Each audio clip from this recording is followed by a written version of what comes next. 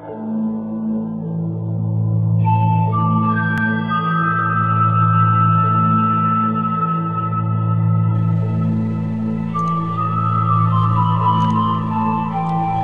1932, a man called Edward Leeds Scowling began work on a huge stone structure located in Florida City.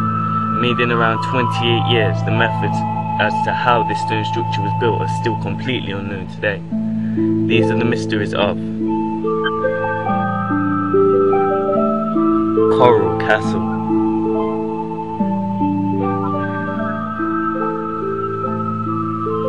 At 5 foot tall and weighing 120 pounds, Ed wasn't a strong man. Not like any human strength would be able to move some of these stones, but this proves that moving these stones by manpower is out of the question.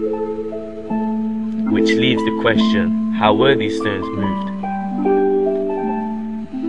There is just no way one man can move 30 tons by himself unless he was using some sort of secret method that no one knows or knew about.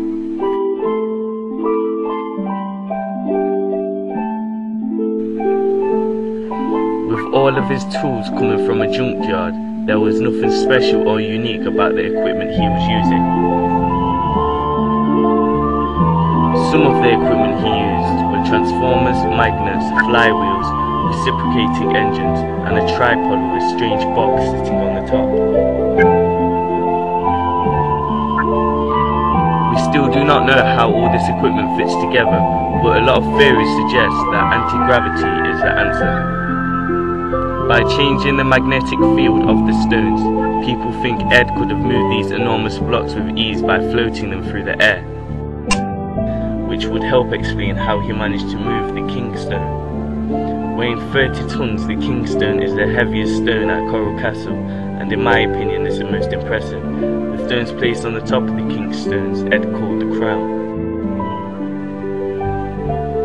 Now if we look at the stones at the top of the King's Chamber in Egypt, you will see the exact same configuration of stones, with the exception of the two in the middle instead of one. Another amazing stone is the swinging gate.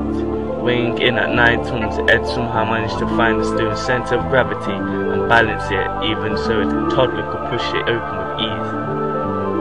In 1986, the full weight of 9 tons crushed the wheel bearings the stone was sat on, and an engineer team was called in to repair the damaged gate. When they removed the stone, they found that Ed had mounted the gate on a small pie-shaped piece of stone. The engineer team couldn't understand how this small stone could support such a massive weight, so the stone was sent to the University of Florida to be studied.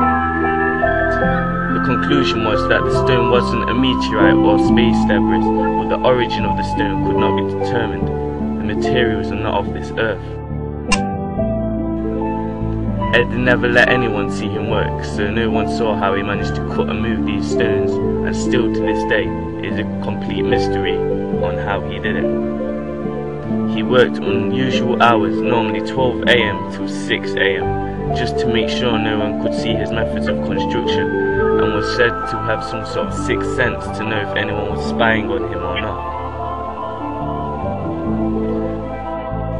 But there was one report of some children that snuck up on Ed whilst he was working, and they said that he was moving the stones around by floating them through the air like hydrogen balloons, which points at the anti-gravity theory.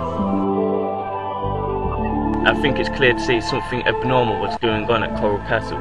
Hopefully one day we'll have the answer, but until that day comes, all we can do is wonder. Let me know your thoughts on Coral Castle. Do you think it was anti-gravity technology he was using? Or do you think he was using a different method? Now no one knows for sure, so your guess is as good as the next person's. Don't forget to rate and subscribe. Thank you for watching.